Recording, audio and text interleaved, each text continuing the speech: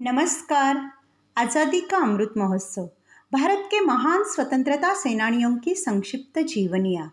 महाराष्ट्र राज्य शिक्षक महामंडल और सातारा जिला हिंदी अध्यापक मंडल के संयुक्त तत्वावधान में चली इस प्रेरक और ज्ञानवर्धक श्रृंखला में मैं सौ उज्ज्वला जनार्दन मोरे, विठामाता विद्यालय कराड़ आपका स्वागत करती हूँ।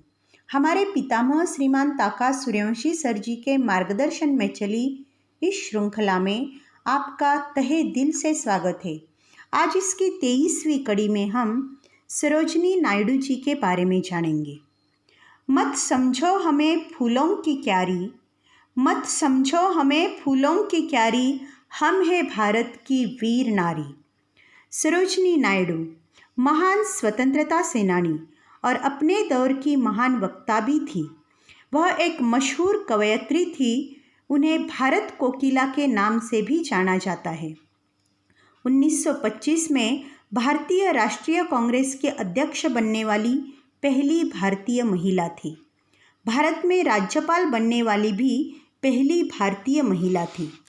इनका जन्म 13 फरवरी 1879 को हैदराबाद में हुआ। इनके पिता अघोरनाथ चट्टोपाध्याय एक वैज्ञानिक और शिक्षाशास्त्री थे। उन्होंने हैदराबाद के निजाम कॉलेज की स्थापना की थी। उनकी माँ वरदा सुंदरी कवयित्री थी और बंगाली भाषा में कविताएं लिखती थी। सरोजनी नायडू होनहार छात्रा थी और तेलुगु, इंग्लिश, बांग्ला और फारसी भाषा में निपुण थी। 12 साल की छोटी उम्र में उन्होंने मैट्रिक की परीक्षा पास कर ली थी।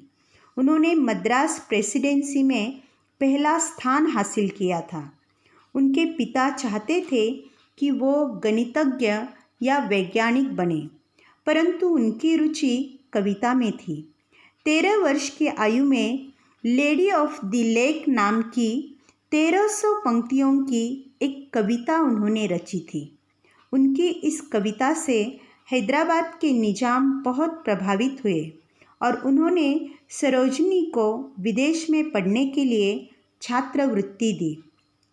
16 वर्ष के आयु में वे इंग्लैंड चली गई। वहाँ पहले उन्होंने किंग कॉलेज लंदन में दाखिला लिया। उसके बाद कैम्ब्रिज के गिरटन कॉलेज में अध्ययन करने का उन्हें मौका मिला। पढ़ाई के साथ साथ कविताएं भी लिखती रही। गोल्डन थ्रेशोल्ड उनका पहला कविता संग्रह था।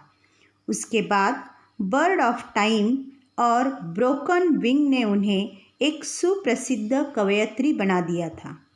1898 में सरोजनी डॉक्टर गोविंदराजुलु नायडू की जीवन संगिनी बनी। वर्ष 1905 में बंगाल विभाजन के दौरान वो भारतीय राष्ट्रीय आंदोलन में शामिल हुई।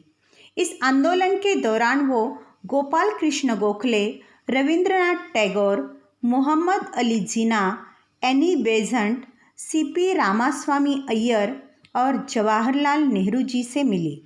1914 में इंग्लैंड में वे पहली बार गांधी जी से मिली और उनके विचारों से प्रभावित होकर देश के लिए समर्पित हो गई। एक कुशल सेनापति की भांति उन्होंने अपनी प्रतिभा का परिचय दिया। सत्याग्रह हो या संगठन की बात, हर क्षेत्र में वो प्रभावी रही। उन्होंने अनेक राष्ट्रीय आंदोलनों का नेतृत्व किया और जेल भी गई। वे कहती थी, स्वतंत्रता की लड़ाई में डर एक अक्षम्य विश्वासघात और निराशा है एक अक्षम्य पाप। संकटों से न घबराते हुए वे एक धीर वीरांगना की भांति गांव-गांव घूमकर ये देश प्रेम का अलख जगाती रही और देशवासियों को उनके कर्तव्य की याद दिलाती रही। उनके वक्तव्य जनता के हृदय को झकझोर देते थे और देश के लिए अपना सर्वस्व न्यौछावर करने के लिए प्रेरित कर देते थे।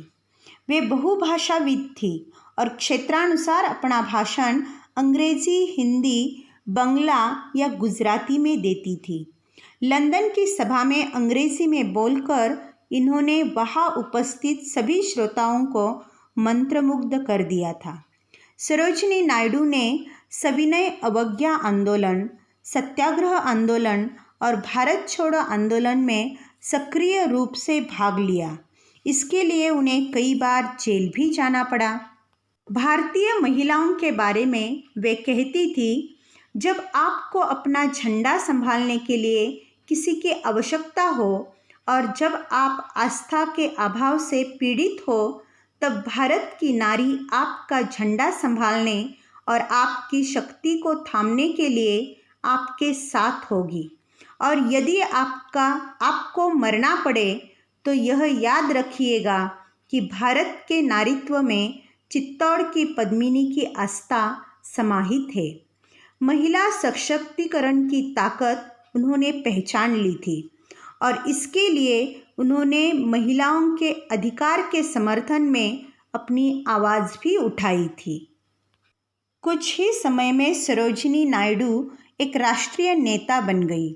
सन 1925 में वह भारतीय राष्ट्रीय कांग्रेस के कानपुर अधिवेशन की अध्यक्ष चुनी गई। अध्यक्षीय भाषण के दरमियान उन्होंने कहा था, भारतीय राष्ट्रीय कांग्रेस को जो उसकी परिधि में आते हैं, एक आदेश देना चाहिए कि केंद्रीय और प्रांतीय विधानसभाओं में वे अपनी सीटें खाली करें और कैलाश से कन्याकुमारी तक और सिंधु से ब्रह्मपुत्र तक एक गतिशील और अथक अभियान का श्री गणेश करें। आज़ादी के पूर्व भारत में कांग्रेस का अध्यक्ष होना बहुत बड़ा राष्ट्रीय सम्मान था और वह जब एक महिला को दिया गया तो वो उसका महत्व और भी बढ़ गया। देश को आज़ादी मिली। स्वाधीनता प्राप्ति के बाद देश को उस लक्ष्य तक पहुंचाने वाले नेताओं के सामने अब दूसरा ही कार्य था। आज तक उन्होंने संघर्ष किया था, किंतु अब राष्ट्र निर्माण का उत्तरदायित्व उनके कंधों पर आ गया था। कुछ नेताओं को सरकारी तंत्र और प्रशासन में नौकरी दे दी गई थी। उनमें सरोजिनी नायडू भी एक थी। उन्हें उत्तर प्रदेश का राज्यपाल नियुक्त कर दिया गया। वह विस्तार और जनसंख्या की दृष्टि से देश का सबसे बड़ा प्रांत था। अपने सौजन्य और गौरवपूर्ण व्यवहार के द्वारा अपने राजनीतिक कर्तव्यों को वह निष्ठापूर्वक निभाने लगी। इसी समय 2 मार्च 1949 को ऑफिस में काम करते हुए उन्हें दिल का दौरा पड़ा और वे चल बसी। सरोजिनी जी भारत देश की सभी औरतों के लिए आदर्श का प्रतीक है। वे एक सशक्त महिला थी जिनसे हमें प्रेरणा मिलती रही है, मिलती रहेगी। ऐसे महान स्वतंत्रता सेनानी को हमारे कोटि कोटि प्रणाम।